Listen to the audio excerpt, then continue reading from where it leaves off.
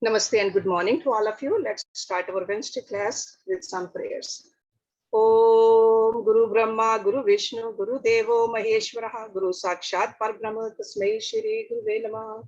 Om Bhu Bhuva Swaha Tat Savitra Varenyam Bhargo Devasya Dhimahi Dhiyo Yo Naha Prachodayat Asto Ma Satgamya Tamso Ma Jyotirgamya Mrityurma Amritam Gamya. Om Sehna Bhavtu Sehna Bhunaktu Saviryam Karvavahi Tejasvi Navadhitamastu Ma Vidvishavahi. Om Shanti Shanti Shanti Om. Today's topic is Bhakti, devotion. Because devotion really means love. And love for God is the one which really energizes us, cleanses us, and helps us to move into the upper layers also, like evolve us.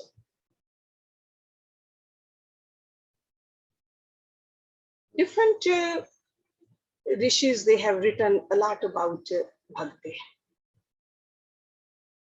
We have studied Narad Bhakti Sutras.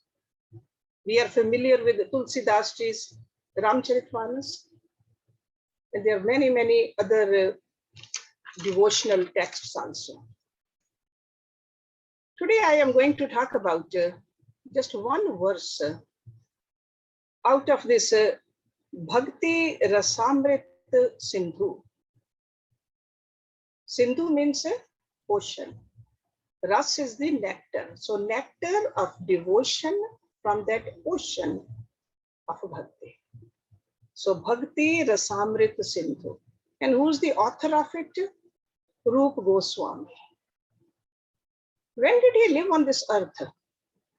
1489 to 1564. He is considered a devotional poet. And he was born in Karnataka, in India. Okay. There are two kinds of bhaktis. One that we do which purifies our mind.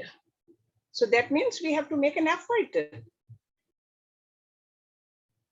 We have to make an effort to purify our mind. And then when our mind is at least 50% pure, so second kind of a bhakti we receive by the grace of the God and the Guru. So this grace we receive only when the pot is cleansed. So our effort is to clean this pot of ours. So the very first kind of bhakti is called a Sadhana Bhakti. And the second one is called a Siddha Bhakti, according to these scriptures. So sadhana means you have to do the sadhana to purify your mind. Siddha means with the God's grace and the Guru's grace, you become perfected in that. We want to become perfected, but we think that somebody else will do sadhana for us. Our Guru will do it. No, Guru is not going to do it. We got to do sadhana ourselves. Sadhana is also of two kinds. The first stage is called the Sadhana Bhakti. The second stage is called Bhava Bhakti. We have talked about Bhava Bhakti before, but today I want to talk about the Sadhana Bhakti. And what is the difference between these two? In the Sadhana Bhakti, you are striving to engage your mind in God. You place it in God, and then it goes away. You tell your mind to think about God, it wants to wander somewhere else. And again you place it there, and again it comes off. This is called a Sadhana Bhakti. It's almost like when you're trying to meditate, this is the concentration part. You're trying to do it, it moves away. Again you try. So it's just like a effort you have to put in there. Doing this Sadhana Bhakti, when the mind becomes 50% attached to God, only 50%. It's not totally absorbed in God yet, 50% attached to God, after that the mind naturally run for God. Why? Because it has really tasted that nectar.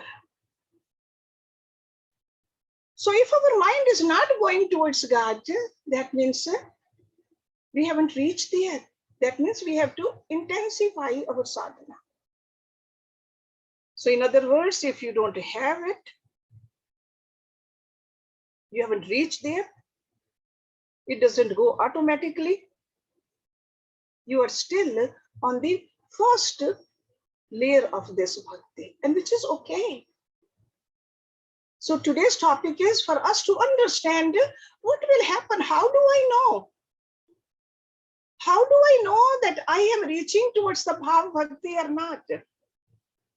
And once we reach towards the bhav bhakti, that doesn't mean that we have become God realized. It only means that we have now reached a level of maturity in our sadhana. Let me read this verse which I'm going to talk about today. This verse has 9 symptoms of the bhakti, mature bhakti. The sadhana bhakti who has reached to the level where there's a 50% of the mind is pure. Because devotion is supposed to clean our mind. If our mind does not get cleansed with the devotion, with the bhakti, by going to the temple, by going to the guru, by listening, by doing everything, that means something is missing. That's how we measure ourselves. This is in Sanskrit, just like all the scriptures are in Sanskrit. Let me read it slowly. There are 9 steps to it. First, I'll give you the Sanskrit term, then the English translation, and later on I will explain a little bit more so that we all can understand. Kshantir avyarth kalatvam virakti man shunyata asha bandha samutkantha nam gane sada ruchi asaktim tad gun akhyane pratisi tad vasti stale itye adyo anubhavaha sayurijat bhav ankure jane. The very first word is Shanti. Not a Shanti, but a Kashanti. Kshanti. Kashanti. That means remaining tolerant and patient, even during disturbance. There's a calamity outside, but you can still stay calm. That means perseverance also. Shanti. Second term is avyarth kalatvam. That means utilization of the time. So it refers to constant engagement in devotional seva. Avyarth kalatvam. Third way we can measure our bhakti is virakti, detachment. Complete indifference to the objects of sense gratification. Virakti. Man shunyata, number 4, pridelessness. To feel humble, free from the longing for being shown respect. That doesn't mean others won't show respect, but you don't have a longing for it. Number 5, asha bandha. That means hope. To be always certain that God will bestow his mercy on oneself. Asha bandha. Number 6, samutkantha. Intense eagerness. An intense eagerness to achieve your desired supreme object, which is a prem bhakti. Number 7, Nam Gane Sada Ruchi. Thirst for God's name. Thirst arising from constantly chanting the Lord's name. Number 8, Asakti Tad Gunakhyane. Attachment to God's qualities. A natural attachment to describe qualities, pastimes of God. Want to talk about your Guru, want to talk about God. When he came here, what did you do? Number 9 is Pritihi Tad Vasti Sthale, desire to live in a holy place. The desire to reside in the places of Lord's pastimes.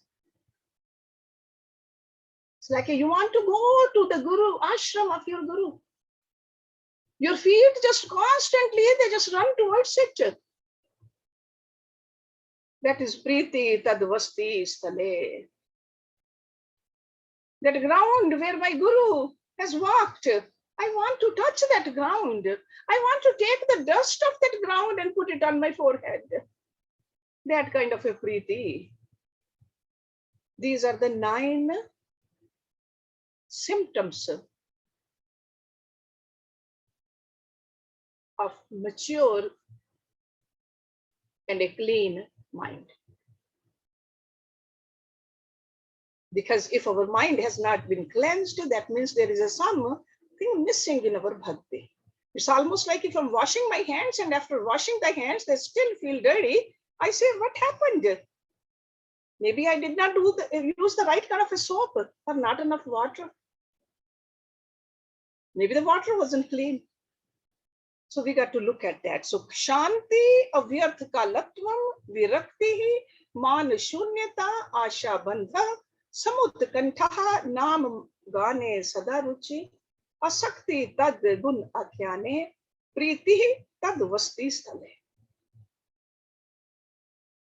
So when you reach the Bhav Bhakti, because I told you there's a Sadhana Bhakti, then Bhav Bhakti. When you reach the Bhav Bhakti, these are the symptoms in that devotee.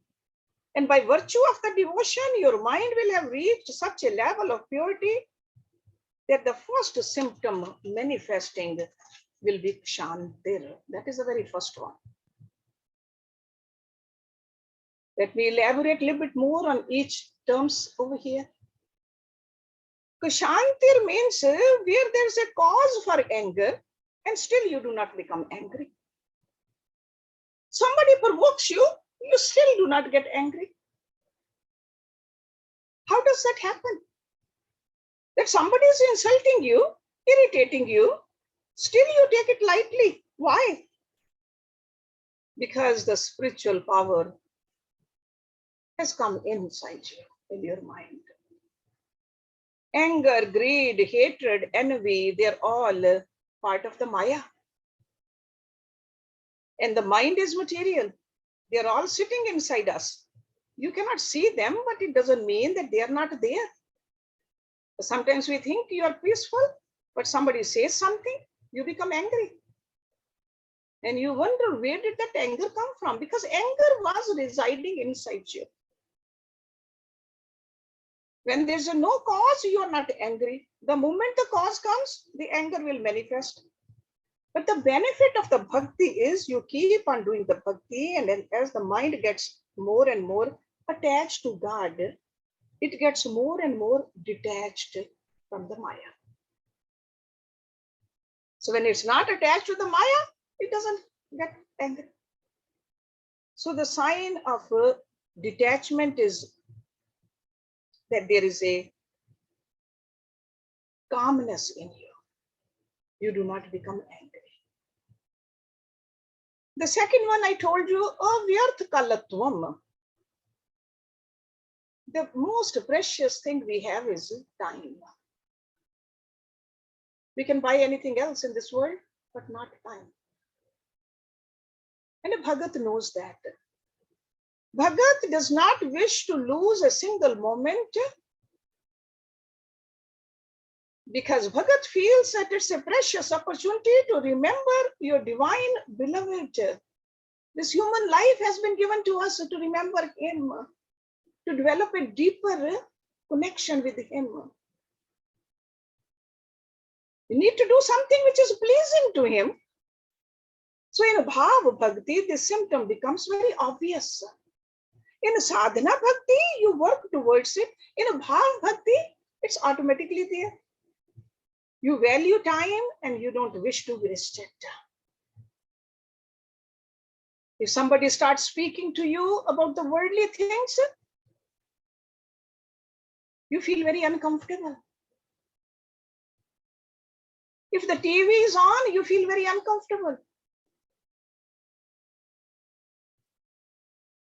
All those things seem very useless then. That is avyarthakalatvam. So the mind has reached at the avyarthakalat. Vyarth means waste. So you don't want to waste it. Avyarth. Number 3, virakti. That is a third symptom. Means detachment. You all know that. In other words, loss, gain, success, failure, they are all taken in stride when you are virakta. Because in life, there will be a loss, there will be a gain. There will be happy moments, there will be a sorrowful moment. All those times are taken very calmly. So detachment does not mean we run away from the world. Detachment means we are in the world, but the world is not inside us. We learn how to swim in this sansar, not get drowned in it. So no matter what happens, we always remember this is not my goal. Whether my portfolio goes up or down, that's not my ultimate goal. Whether people honor me or dishonor me, that's not my goal. So this is virakti. That's why it does not disturb a sadhak. There have been many, many big kings all through the ages. We have heard about Raja Janak, Dhruv, Ambrish, Prithu. They were totally detached. They were kings, but they were detached. And we can learn to be like that too. And in their lives also, a lot of things happened. Talking about Prahlad, his own father wanted to kill him. But he just kept reciting the name of Vishnu. So detachment is an internal thing. That's why the saints, they say, be like a boat, which is in the water, but the water is not in the boat. So Maya is around us, but Maya is not inside us. So be in the world, but don't let the world be inside you. The fourth is man shunyata. Freedom from the desire for praise, for prestige, for respect. There is a couplet, a beautiful couplet, which tells us about this from our scriptures. Trinadapi sunichena tarorapi saheshnuhu amanin manadena kirtinye sadahari. Desire no respect for yourself. Amanin manadena. Desire no respect for yourself. Always give respect to others. That is called man shunyata. Shunyata means void. You're void of thinking that you need any kind of a man, any kind of a respect. Freedom from desire, for praise, for respect, for prestige. And how does that come about? The first line, Trinadapi sunichen. When the humbleness increases, and increases, and increases, that you are smaller than a trin. Trin means a blade of grass. You don't have much significance. Then you just don't even look for any respect. God is everything. God is everywhere. Give respect to God. So when the humbleness increases and increases, and one realizes that I am most insignificant, why do I deserve any praise? That is man shunyata. Next one is asha bandha. means complete faith. I will surely attain my divine goal. Sunday we were studying Bhagavad Gita. Lord Krishna assured us, if you do these, it's easy. So we have to have faith in those words of Lord Krishna, that I will surely attain my divine goal. In this, there is no doubt. And this is the sign of a Bhagat. Bhagat is who has faith.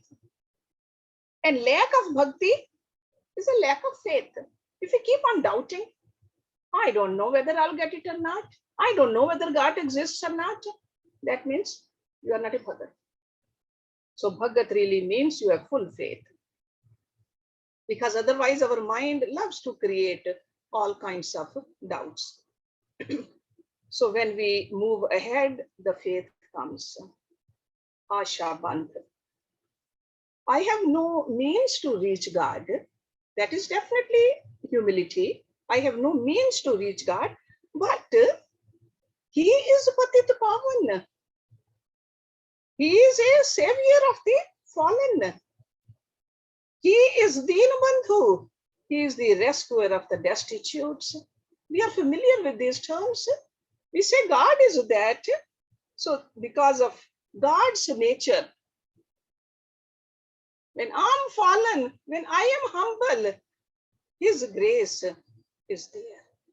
And I have full faith in His grace that one day I will surely attain Him. That is called Asha Bandha. There is a story, I'm sure you're familiar with, very popular story.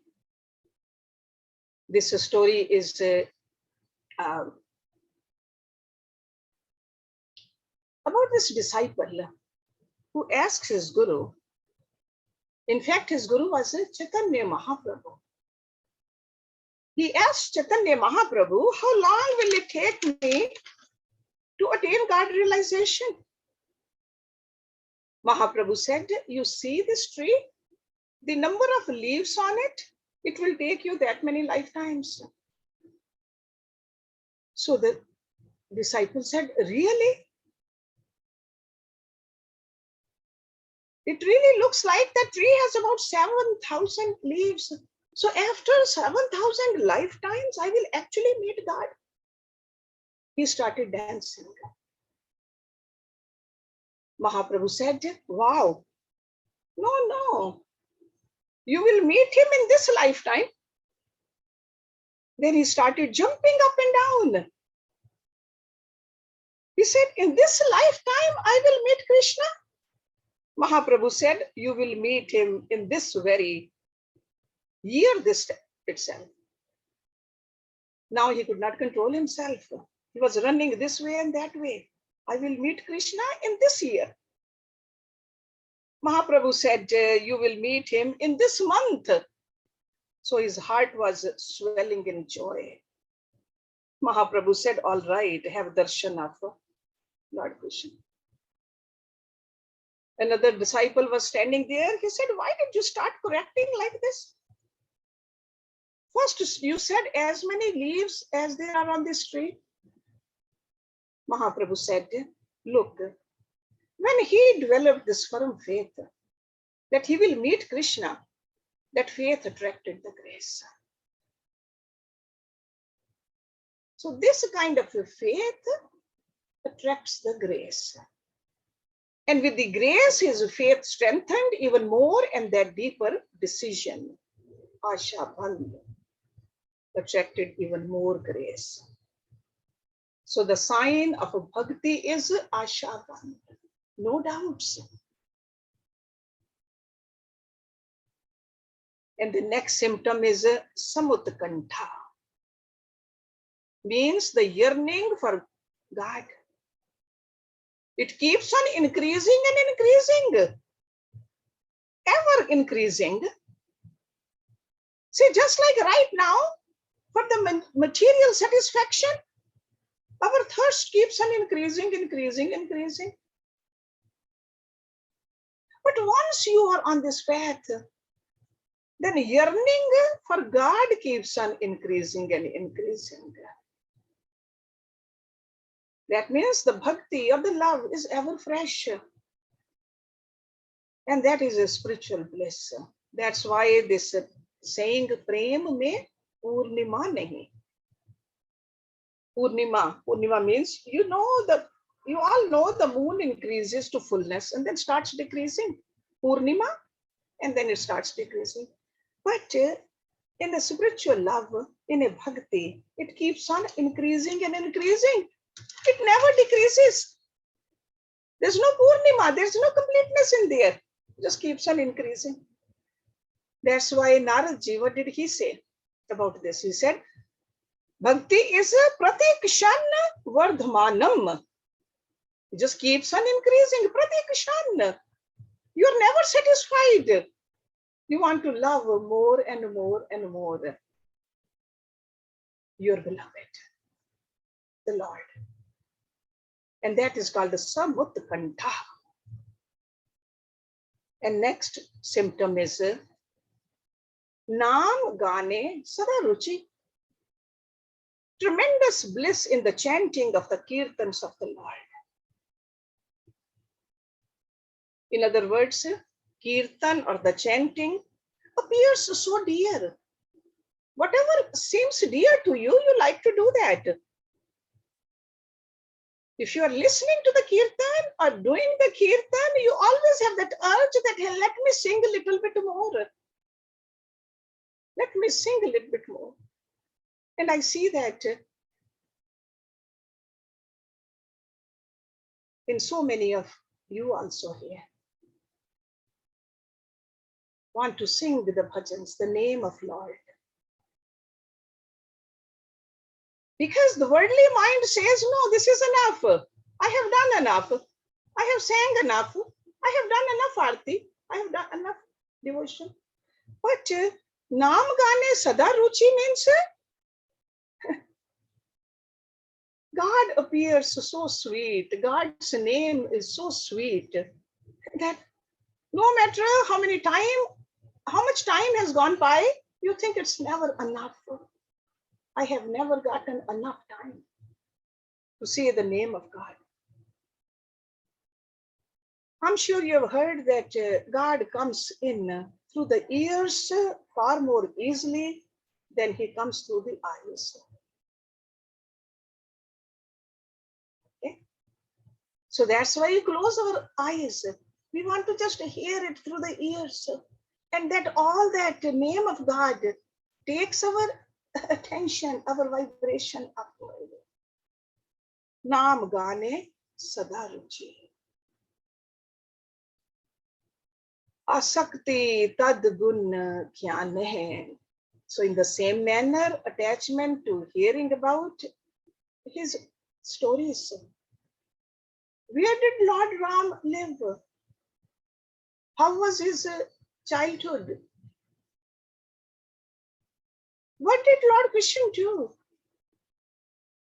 What was the childhood of my own Guru, my Isht Devata? All those qualities we want to know. And then Preeti Tadvaste Sthali, the last one. The places which are associated where he displayed his Leelas. Have that longing to go to Vrindavan, longing to go to Ayodhya, longing to go to the ashram of your Guru. Longing because it's very dear, it appears very dear to us. So these are all the symptoms of bhav. When you have reached the bhav, through sadhana, you have reached the bhav. So they are the signs that the heart and mind are not getting cleansed. It does not mean, again, I would say, it does not mean that the goal has been reached.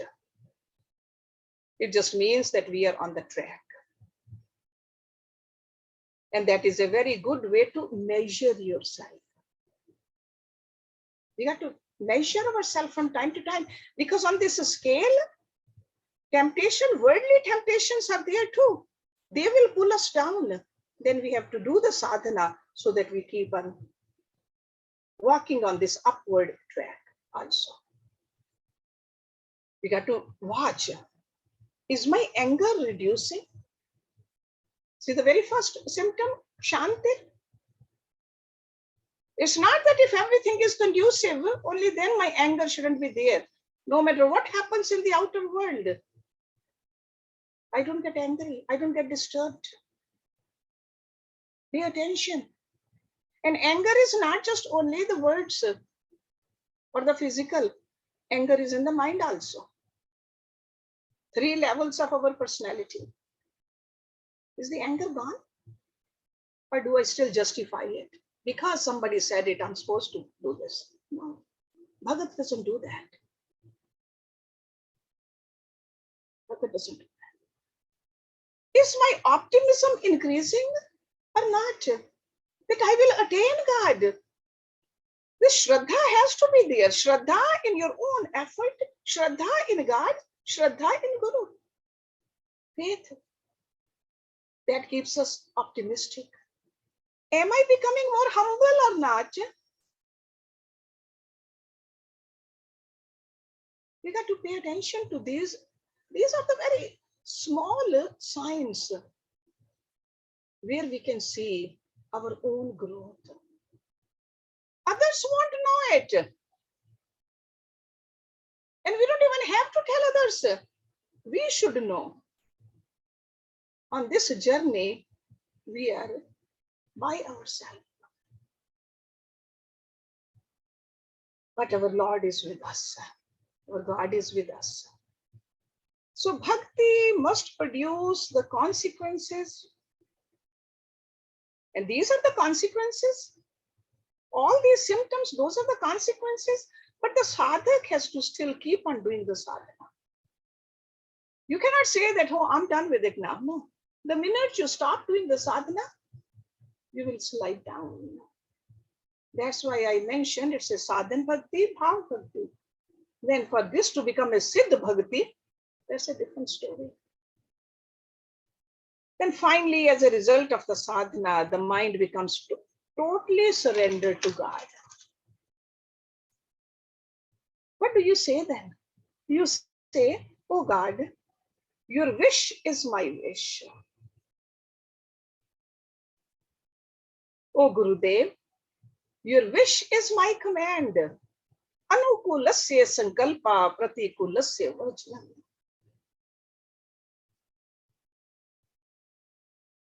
We are familiar with this saying, Mam ekam sharanam braj. Lord Krishna said that in Bhagavad Gita. That means complete surrender has been reached when we can say that. When we say anukulasya sankalpa pratikulasya vajnam. That is the point for which God was waiting for that point actually. God wants us to be there where he can bestow his grace. But up to this point, we have to make an effort. We have to do the sadhana. So when that point is reached, we become eligible for the divine bhakti, which is called siddha bhakti, which is also called a para bhakti. Para means supreme. That para bhakti is being searched by big yogis, munis, dhyanis. So by the grace of God, that comes through the Guru. We get para bhakti. So just remember, we have to do our part, and God and the Guru, they are waiting for us to grace us.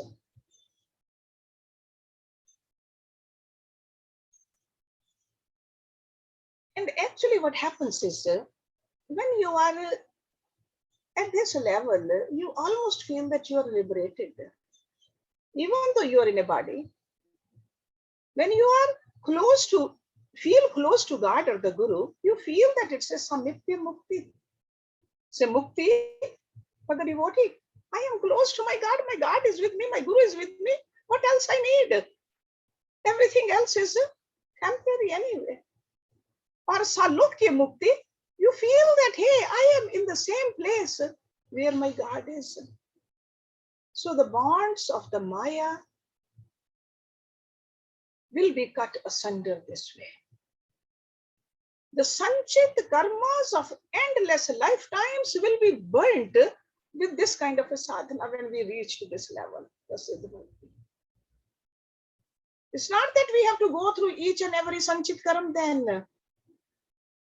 The heat of this kind of a devotion, this kind of a bhakti is all the karmas, they get burned. The darkness of the Maya, the darkness of the illusion will disappear.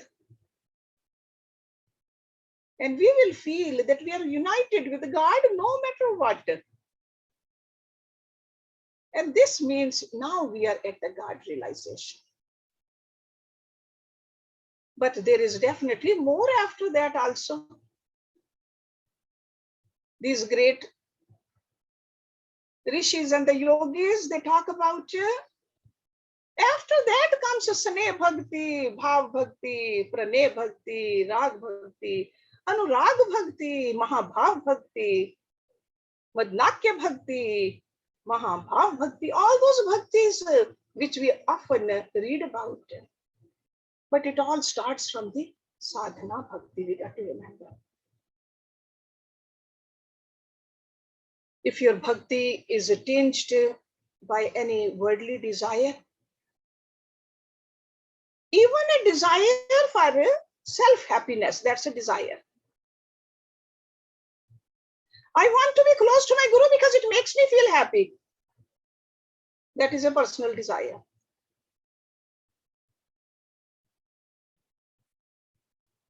In the scriptures, there is a story.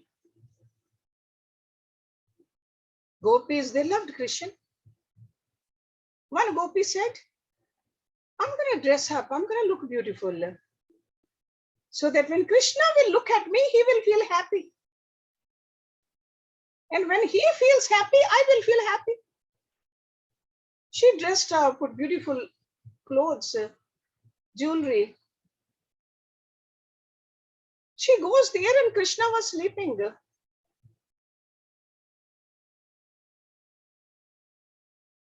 She picked up a flower and starting blowing on the petals of the flower, she just barely started it. Radha came there. Radha said, what are you doing? He is sleeping and you are waking him up. She said, no, I just want him to be happy to look at me. Then I'll be happy. She said, just look at it. Your own happiness is attached there. In a very subtle way, your own happiness. It's a self-happiness. We got to look at it in our own mind. Our bhakti, is it for our happiness? If we want to reach to that para bhakti, only his happiness. That's very, very delicate point, and that's what we learned in Narad Bhakti Sutra. Naradji said, Tata Sukha Sukhitvam. That means a devotee says, I am happy only in your happiness. My happiness does not matter. Tata Sukha Sukhitvam. So we got to pay little attention. Is our bhakti Sakam Bhakti? So Sakam Bhakti has to stop. In order to take us to that level, we got to have a Nishkam Bhakti. Only then it will be a Para Bhakti. And that's what we learned earlier when we talked about Bhakti with a Dasya Bhav, with a Shant Bhav, all those different Bhav, different sentiments. Go back to those notes also and see where you stand. Is my bhakti improving? So in my sadhana bhakti, also, am I seeking God's happiness or my happiness? And how much my happiness I have put aside now?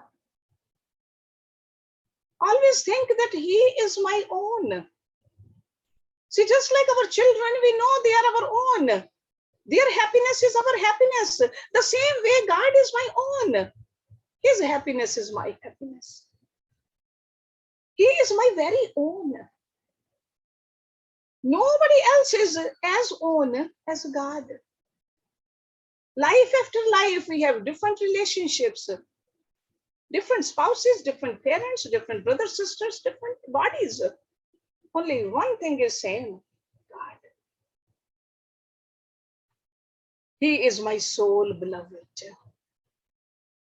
Only then you will feel close to him. And then, only then this Nishkam Bhav will move upwards. Never allow the desire for self-happiness to creep into your devotion.